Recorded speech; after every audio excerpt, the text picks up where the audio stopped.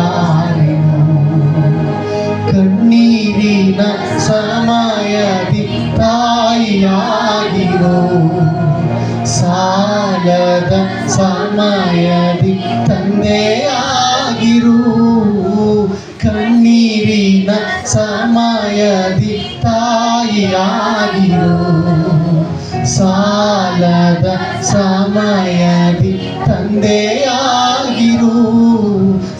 ಹತ್ತಿರಾಗಿರು ಓ ಯೇಸುವೇ, ನಾನಿನ್ನನ್ನು ಬಿಟ್ಟು ಬಾಳಲಾರೆನು. ಹತ್ತಿರಾಗಿರು ಓ ಯೇಸುವೇ, ನಾನಿನ್ನನ್ನು ಬಿಟ್ಟು ಬಾಳಲಾರೆನು.